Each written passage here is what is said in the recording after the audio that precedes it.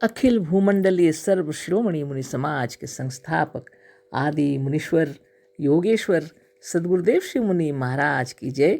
उपस्थित मुनि वृंद, साधु सज्जन वृंद, संत वृंद, साधक वृंद, आध्यात्म ज्ञान के जिज्ञासुओं और प्रेमियों, सभी श्रोता वृंद, आप सबको मेरा कोटिशः नमन, सप्रेम जय जय।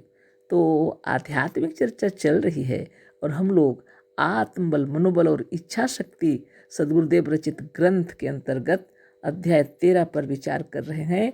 स्वावलंबन पर विचार हो रहा था, कल भी इस पर चर्चा हुई। आज स्वतंत्रता मांगने से नहीं मिलती, इस पर चर्चा होगी, है ना। कल तो हम लोगों ने चर्चा की है कि स्वावलंबन कहते हैं लोग, लेकिन ईश्वरावलंबन को सर्वश्रेष्ठ बतलाते हैं, है ना। तो ईश्वरावलंबन स्वावलंबन नहीं है, सदगुरु बतलाए।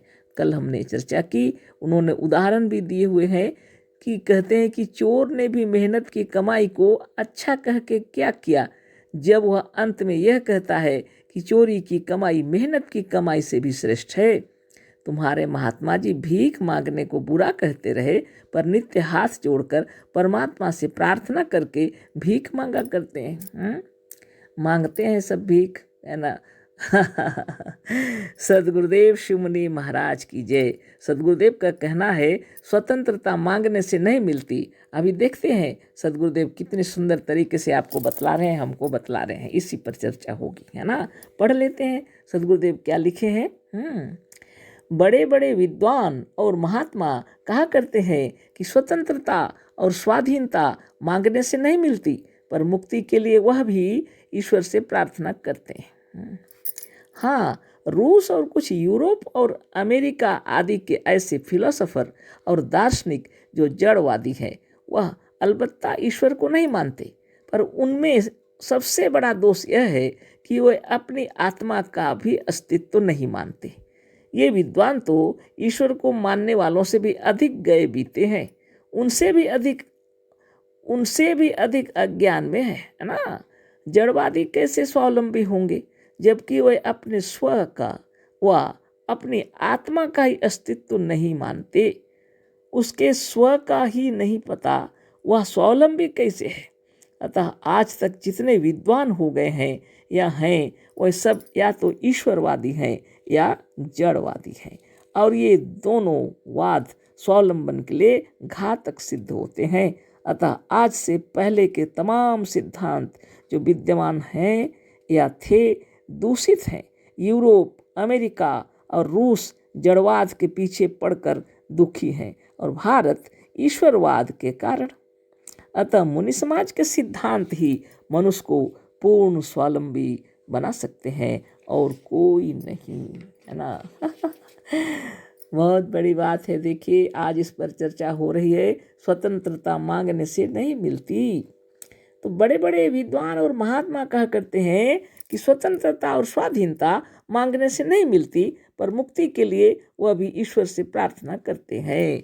जब सदगुरुदेव ये किताब लिखे, जब हम लोग सदगुरुदेव की वाणी पढ़े, तब ये पता चला ईश्वर से मांगना, गिड़गिड़ाना भी वास्तव में ठीक नहीं है। क्या मांगना? मुक्ति के लिए ईश्वर से प्रार्थना कर रहे हैं। बताइए, मुक्त होने के लिए क्या करना पड़ता है? सच्चा ज्ञान चाहिए। सदगुरुदेव बतलाते हैं सच्चा ज्ञान, है ना, सत्य का ज्ञान हो जाना चाहिए। अज्ञान के कारण से बंधन है, और ज्ञान मिलते ही मुक्त हो जाएंगे, है ना। लेकिन ईश्वर से प्रार्थना करने से मुक्ति नहीं मिलेगी। ईश्वर बाहर में है ऐसा यदि सोच रहे हैं तो भी मुक्ति नहीं मिलेगी। ईश्वर अगर आपकी आत्मा है, स्वयं आप ही हैं, तो निरंतर ध्यान तपस्या करके समाधिस्थ होइए, स्वरूपस्थ होइए, अपने आप का सच्चा ज्ञान प्राप्त कीजिए और मुक्त हो जाइए, है ना। बड़ी विचित्र बात है ना। सदगुरुदेव की वाणी बहुत विचित्र है। बड़े बड़े विद्वान और महात्मा कहा करते हैं कि स्वतंत्रता और स्वाधीनता मांगने से नहीं मिलती, पर मुक्ति के लिए वह भी ईश्वर से प्रार्थना करते हैं। बताइए, क्या वो कह रहे हैं, क्या वो कर रहे हैं? वाणी अलग है, कार्यक्रम अलग, कार्यकलाप अलग। ऐसा नहीं होना चाहिए। आप जो कह रहे हैं उस पर दृढ़ रहना चाहिए, है ना। कि स्वतंत्रता जब मांगने से नहीं मिलती है, तो ईश्वर से मुक्ति के लिए क्यों प्रार्थना करते हैं? मुक्ति और स्वतंत्रता में भिन्न है। अर्थ क्या उसका अलग अलग होता है?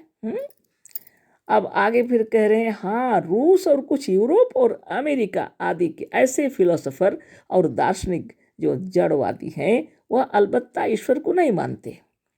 जैसे रूस हुआ, यूरोप हुआ, अमेरिका हुआ, वहाँ के फिलोसोफर और दार्शनिक लोग जड़वादी हैं, अलबत्ता वो ईश्वर को नहीं मानते। जहाँ तक हो सके वो ईश्वर को तो नहीं मानते हैं, लेकिन है वो जड़वादी, जड़ को श्रेष्ठ मानते हैं। अब क्या बताएं, पर उनमें सबसे बड़ा दोष यह है कि वे अपनी आत्मा का भी अस्तित्व नहीं मानते।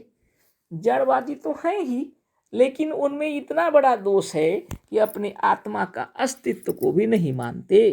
अब बताइए, ये विद्वान तो ईश्वर को मानने वालों से भी अधिक गए बीते हैं। ये जो विद्वान है ये तो ईश्वर को मानने वालों से भी अधिक गए पीते हैं, है ना।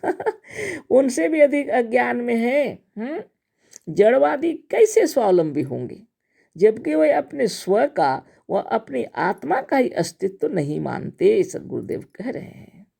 जड़वादी स्वावलंबी कैसे होंगे, वो तो स्व को ही नहीं जानते हैं, स्व का अस्तित्व ही नहीं मानते हैं, फिर किसका अवलंबन करेंगे बताइए।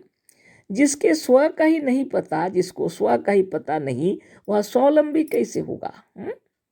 जिसको स्व का ज्ञान नहीं है फिर अवलंबन कैसे करेगा। हाँ, अतः आज तक जितने विद्वान हो गए हैं या हैं वे सब या तो ईश्वरवादी हैं या जड़वादी हैं, और ये दोनों वाद स्वावलंबन के लिए घातक सिद्ध होते हैं, चाहे जड़वादी हो या ईश्वरवादी। ये तो बहुत गजब हो जाएगा, स्वावलंबन कैसे होगा, ये तो घातक सिद्ध होते हैं ये ईश्वरवादी और जड़वादी, है ना, कोई लाभ का नहीं।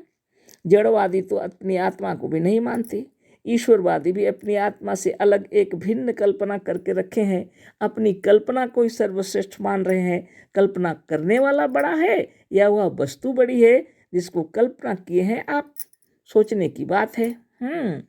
ये बात है। ईश्वरवादी से भी ज़्यादा गए बीते बता रहे हैं गुरुदेव जड़वादी लोगों को, इसलिए कि वे आत्मा तक को नहीं मानते।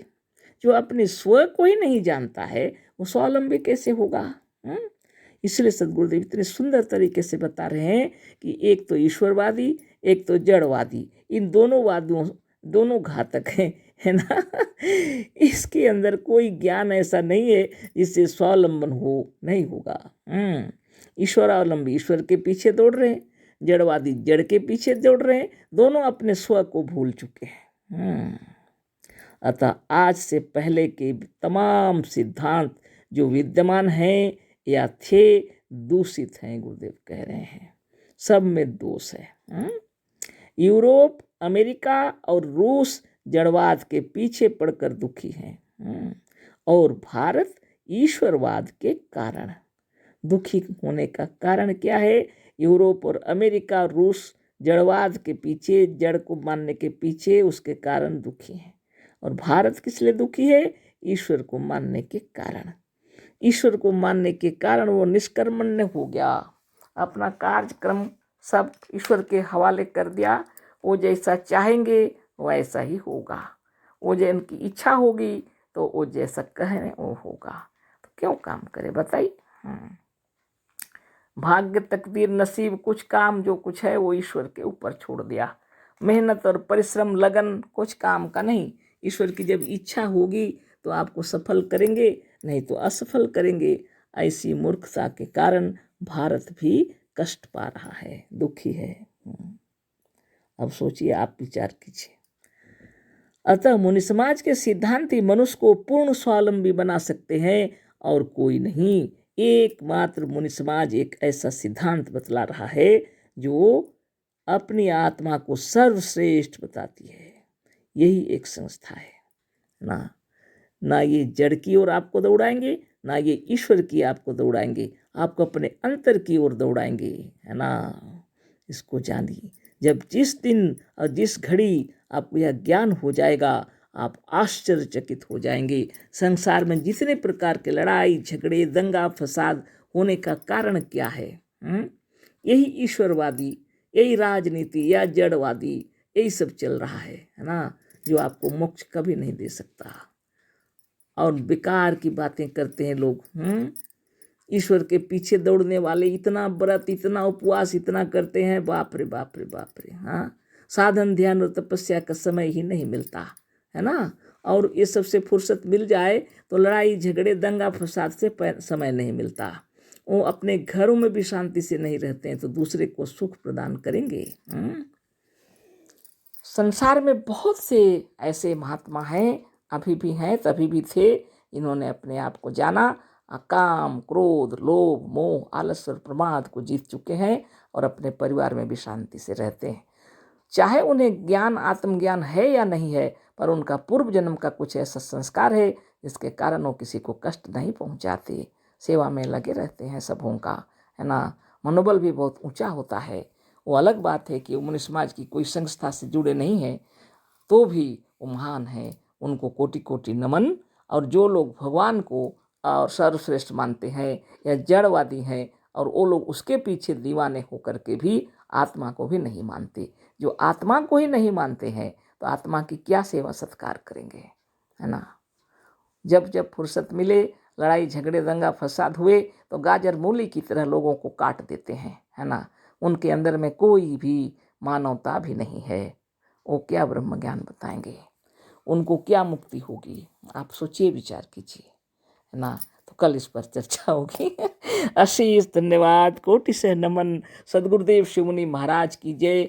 और आप भी विचार कीजिए। सप्रेम जय जय। सदगुरुदेव शिवमुनि महाराज की जय।